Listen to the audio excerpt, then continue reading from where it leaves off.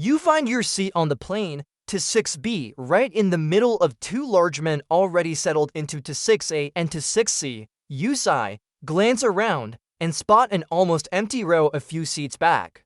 It's tempting, it looks peaceful, more space, more freedom. You think no harm in moving, right? But here's what most people don't realize. Planes don't just carry people and bags. They carry weight, and where that weight is distributed actually affects how safely the plane flies. When passengers move around without telling the crew, it can mess with the aircraft's center of gravity. It's not an exaggeration.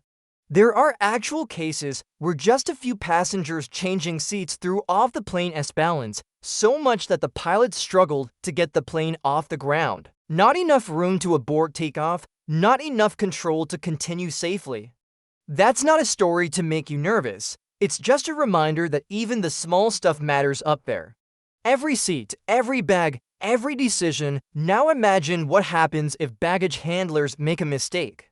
Something as simple as loading bags in the rear of the plane instead of the front can cause the nose of the aircraft to lift too quickly during takeoff. Sounds harmless, maybe even helpful, but it's not. A nose-up pitch that happens too fast can lead to aerodynamic instability, and that's a problem no pilot wants to face at full throttle. So yes, you can change seats sometimes, just ask.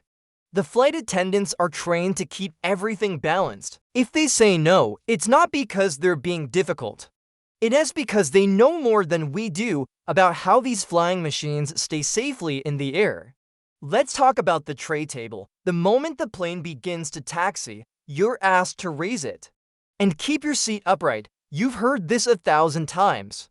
But here's what you might not know. If there's an emergency and the plane needs to be evacuated, people need a clear, unobstructed path. A tray table down or a reclined seat can block someone from getting out quickly or from getting into the brace position properly. This isn't just about comfort or convenience, it's about survival. Those 90 seconds during an evacuation, they go fast. People love booking flights on smaller, cheaper aircraft to save money, but larger planes that carry over 30 passengers are designed under stricter safety rules. More backup systems, better impact resistance, tighter safety certification. So if you ever have a choice and the price difference isn't crazy, choose the bigger plane. Your odds are better, even if the coffee's still terrible. Emergency exit seats come with perks, legroom, priority boarding, sometimes even early drinks. But they also come with a responsibility that not everyone is aware of. You need to be physically able and willing to help in case of an emergency. And if you're sitting there, you should read the safety card. Yes, that little laminated thing everyone ignores. Because when something goes wrong, that card turns into your guidebook. It shows you how to open doors, operate slides, and where your nearest exits are. And speaking of exits, remember to actually count the rows between you and them. If smoke fills the cabin or the lights go out, you'll need to find your way there by feel, not sight. Those window shades you're asked to open during takeoff and landing? That's not about giving you a nice view, it's for the crew. They need to see outside and assess conditions quickly. Smoke, fire, debris, anything that might mean you need to exit fast or avoid using a particular door. If you can avoid connecting flights, do it. Statistically, takeoff and landing are the most dangerous phases of a flight. The fewer times you go up and down, the lower your risk. It's not about being scared, it's about being smart. Just like backing up your devices before you travel, flights are unpredictable. Devices get lost, batteries die, connections get missed. Keep important files safe in the cloud or a portable drive, just in case. Let's talk clothing. You want to be stylish, sure, but think about functionality too. In a fire, natural fabrics like cotton, denim, and wool won't melt onto your skin like polyester or nylon. Loose, comfortable clothing gives you mobility in an emergency, and wear proper shoes.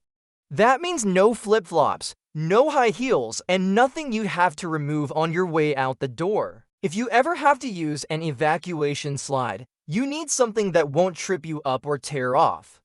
When the cabin lights dim before takeoff or landing at night, it's not a mood-setting thing. It helps your eyes adjust to low light, so if something happens, you can see the emergency lights and signs faster. Your vision won't be thrown off when you need it most. It's small details like this that make a big difference when seconds matter. Listen to the crew seriously if they ask you to do something. Even if it seems unnecessary or repetitive, do it. They're not there to bring you peanuts. They're trained to handle emergencies. They've practiced what to do in situations you and I hope will never face. And finally, always carry your essentials on you. Not in the overhead bin, not buried in your carry-on, but with you. Passport, phone, medication, cash, ID. If something happens and you need to exit quickly, you won't have time to dig around. 90 seconds, that's all you get. Don't spend it chasing your backpack. Every one of these little rules you hear before takeoff exists for a reason. They've been written in blood, learned through real events. Flying is one of the safest ways to travel. But safety only works when everyone on board, crew and passengers alike, follows the playbook. So next time you fly, do your part. Stay alert, respect the process. It could make all the difference.